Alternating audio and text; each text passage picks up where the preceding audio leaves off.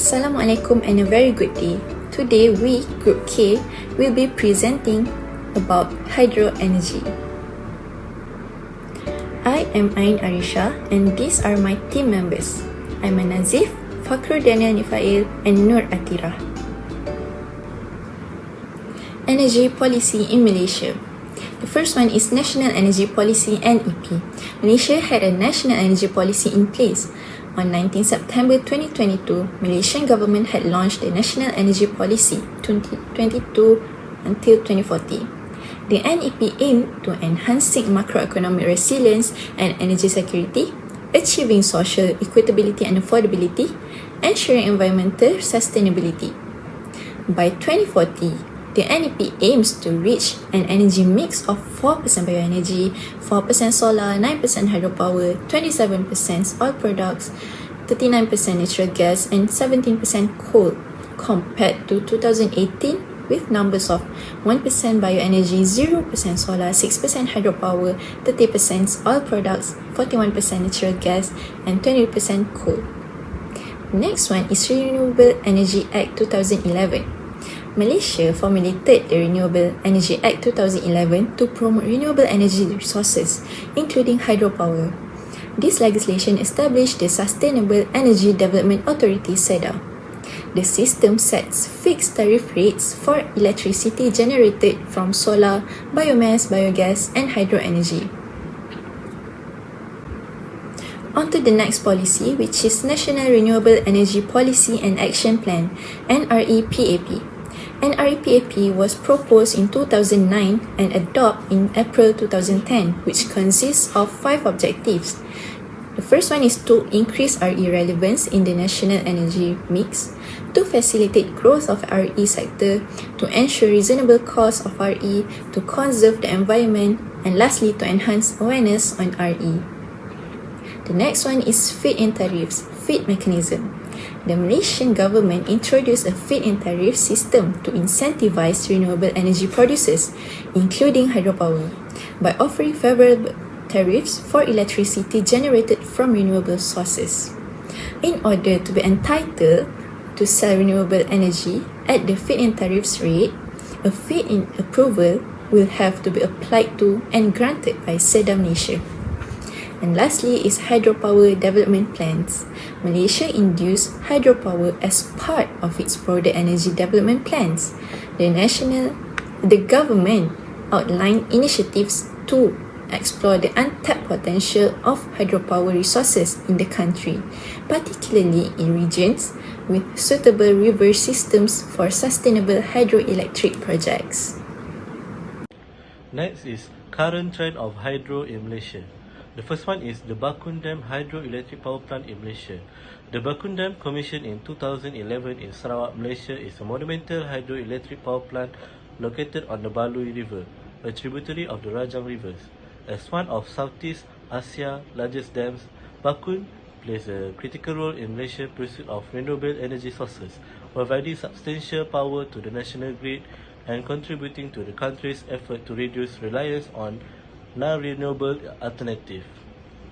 The second one is the Murun Dam Hydroelectric Power Plant in Malaysia. The Murun Dam, commissioned in 2014 in Sarawak, Malaysia, is a pivotal hydroelectric power plant strategically positioned on the Murun River, a tributary of the Baloi River, as a key component of the Sarawak Corridor of Renewable Energy Core initiative.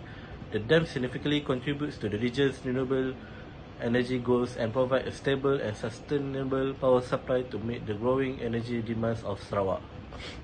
And the last one is the Batang Air Dam Hydroelectric Power Plant in Malaysia. The Batang Air Dam, commissioned in the 1980s in Sarawak, Malaysia, stands as a pioneering hydroelectric power plant situated on the Batang Air River, a significant tributary of the Rajang River, serving as a key contributor to Sarawak's clean energy portfolio. The dam plays a crucial role in meeting regional electricity demands while emphasizing Malaysia's early commitment to harnessing renewable energy sources. So today I will explain about the issue of hydropower in Malaysia. So there are 3 types of issue. The first one is environmental impact. The second one is social impact. And the last is climate change. Okay, for the first one is environmental impact. There are three types of environmental impact. The first one is biodiversity loss. Biodiversity loss, which is alteration of river ecosystem due to dam construction. And the second one is land submerged. It can lead to flooding of land area. And the last one is water quality, which is it can change in water flow and quality downstream of dam. Okay, for the next issue of hydropower is social impact. So there are two types of social impact. The first one is community displacement. Indigenous community are often displaced due to reservoir creation, leading to cultural disruption and loss of livelihood. Okay, for the second type of social impact is stakeholder engagement, which is insufficient consultation and involvement of affected communities in decision-making process lead to conflict and discontent. Next, for the last issue of hydropower in Malaysia is climate change, which is reliability challenge. Its variability in rainfall pattern due to climate change pose risk to the predictability and consistency of hydropower generation. That's all from me, and I will pass to the next presenter. Thank you. Next is challenges of hydro in Malaysia. Malaysia has been actively exploring and implementing various renewable energy sources, including hydroelectric power. As part of its effort to diversify its energy mix and reduce dependence on fossil fuel, hydroelectric power is a significant contributor to Malaysia's renewable energy portfolio, but it also faces certain challenges. So the first one is land use issue. The construction of hydroelectric dam requires substantial land and in densely populated areas. This can lead to conflicts over land use.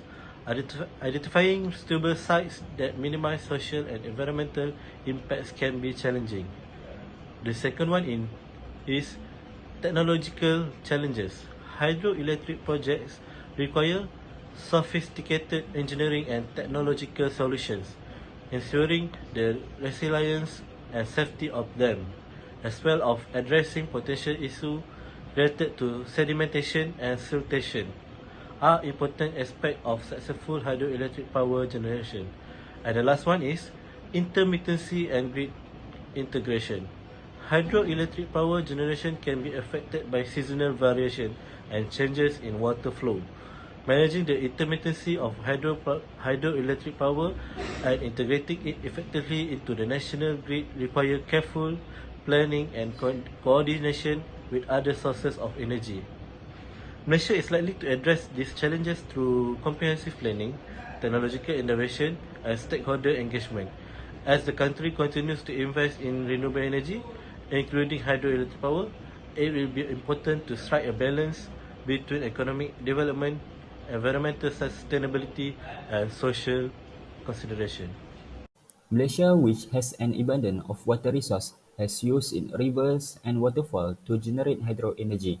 This has both advantage and disadvantage in its pursuit of a sustainable electricity generation. Hydropower is a clean energy. This means no greenhouse gas emission come from the source. Hydroelectric facilities operate without burning fuel or releasing greenhouse gas like a carbon dioxide. Secondly, hydroelectric is less reliant on a seasonal variabilities for energy generation, which is a constant water supply compared to the solar power and wind power, as large amount of water can be stored in a reservoir ahead of time, creating a water bank. Lastly, hydroelectric energy in Malaysia is more control over energy produced because hydroelectric power facilities have built-in a characteristic and water flow may be adjusted to generate electricity. Hydroelectric energy provide greater control over the energy produced due to the regulation of water flow. While hydroelectric energy is a clean and renewable source of power, it is not without its disadvantage. First, environmental impact of a construction of them. They can have unintended negative effect of the environment. Secondly, hydroelectric energy is generally considered a low carbon and low emission energy source. Methane emission from hydropower are thought to be lower than those from the fossil fuels. This is still a cause for concern. Lastly, hydroelectric energy gives an impact on climate change. Climate change can have significant impacts affecting both the availability of a water resource and the operation of a hydroelectric power plant, which is increased frequency of the extreme weather events. Statistics on the current status and future prospect hydropower in Malaysia. Malaysia country can be found abundant of water. Hydroelectric plants, however, require considerable land for their water storage reservoir. An average of 75,000 hectare of reservoir land area and 14 trillion litre of water are required per 1 billion kilowatt year produced. In several countries, hydropower is the major contributor to the electrical grid. In 2014, China led the world in hydropower use with 96% of its domestic electricity demand supplied by the hydropower. Then it was followed by the Brazil, Canada, US, Norway, Russia, France, and India. Malaysia has gross theoretical hydroenergy potential of 123,000 gigawatt per year.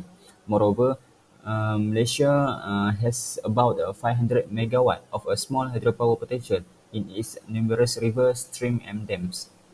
Small hydropower has no global standard definition, and its categorization is dependent on a country-level hydropower development. In Malaysia, hydropower generation capacities up to the 30 megawatt is generally considered small hydropower. Small-scale hydropower is one of the advanced technologies which have easy operation and maintenance in all energy generation industry.